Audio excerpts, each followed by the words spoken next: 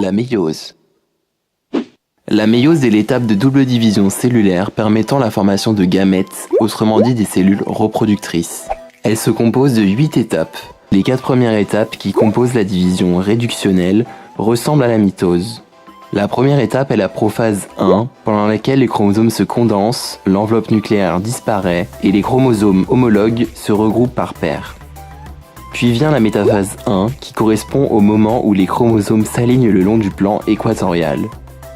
La prochaine étape est l'anaphase 1, qui est le moment de séparation des 2 paires de chromosomes. Chaque chromosome d'une même paire va migrer vers un pôle opposé de la cellule. Et la dernière étape de la division réductionnelle est la télophase 1, où le cytoplasme se divise en 2 pour former 2 cellules filles. Les enveloppes nucléaires réapparaissent. Nous sommes à la moitié de la méiose. La deuxième partie correspond à la deuxième division que l'on appelle équationnelle et qui se compose également de 4 étapes.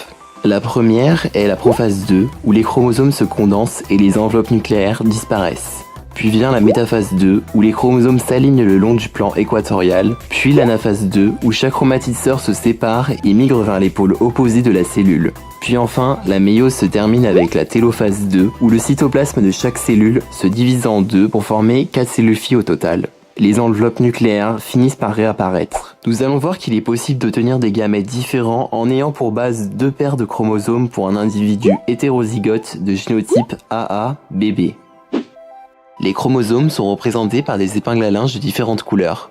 Des roses pour les chromosomes de type A et des vertes pour les chromosomes de type B. Nous voyons qu'il y a 4 combinaisons possibles lors de la métaphase 1. Il y aura donc des différences au niveau des chromosomes dans les prochaines étapes.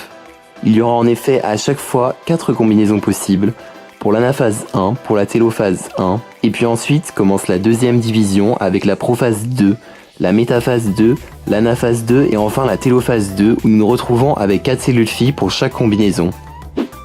En enlevant les doublons, nous voyons qu'il est possible d'obtenir 4 gamètes différents qui sont ceux-là. Pour une cellule avec plus de paires de chromosomes, il y aura donc plus de combinaisons possibles et donc plus de gamètes possibles. Pour trouver le nombre de gamètes possibles pour un certain nombre de paires de chromosomes, il faut élever 2 à la puissance correspondant au nombre de paires de chromosomes. Dans notre exemple, nous avons pris une cellule avec 2 paires de chromosomes, nous élevons donc 2 au carré, ce qui donne 4 gamètes possibles.